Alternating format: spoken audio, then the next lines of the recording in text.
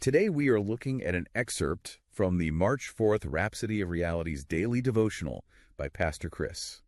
It's a really interesting one today. Yeah, our mission is to examine a habit you probably see all the time, clapping in church.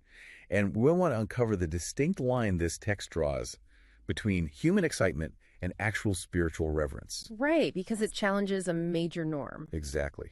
Okay, let's unpack this. The title alone of today's source is pretty provocative. We don't clap to praise God. It really is. Yeah, I mean, you hear it all the time in church settings. Let's clap for Jesus. Oh, yeah, all the time. Right, it sounds totally normal to us. It's an automatic response to something good. But the devotional argues that this is fundamentally flawed. Because it treats clapping as merely applause.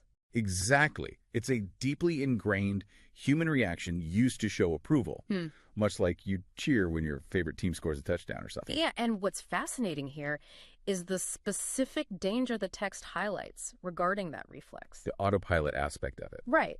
It argues that when a miracle happens and people simply clap, they are acting on pure habit.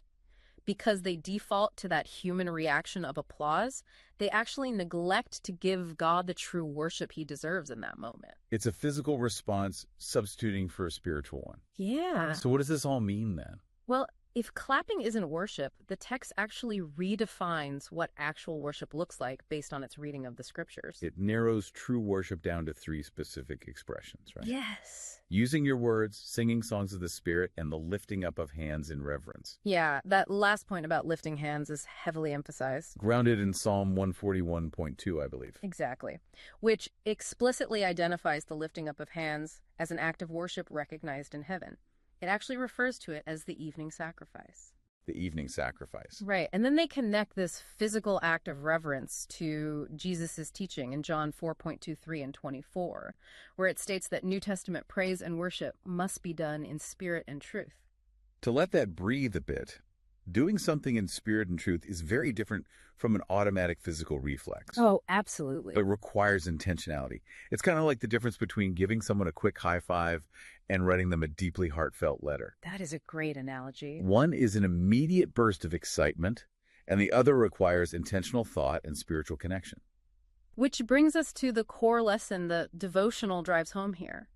Worship must always be rooted in knowledge. Right. It shouldn't just be a rote, unthinking habit that we do simply because everyone else around us is doing it. Which brings up a really interesting tension, because the text isn't saying clapping is inherently wrong. No, not at all. It just needs to be put in its proper place. There is an actual biblical context for when clapping is entirely appropriate.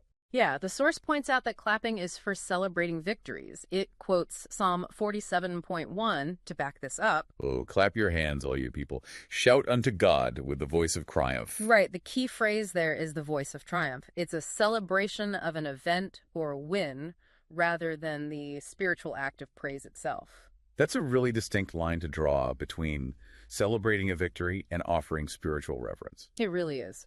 So to summarize the main takeaway for you today, according to this devotional, true praise comes from the Spirit, expressed through intentional words, songs, and lifted hands. While clapping is an expression of human excitement reserved for those moments of triumph. Exactly. You can learn more at rhapsodyofrealities.org. As we wrap up this, I want to leave you with a final thought to mull over. Go for it. If clapping, which feels so meaningful in the moment, is just an automatic human reaction of approval, what other habitual routines in your own life are you performing on autopilot? Thank you so much for joining us into today's material. We appreciate you being here, and we'll catch you on the next one. We trust you were blessed by this episode.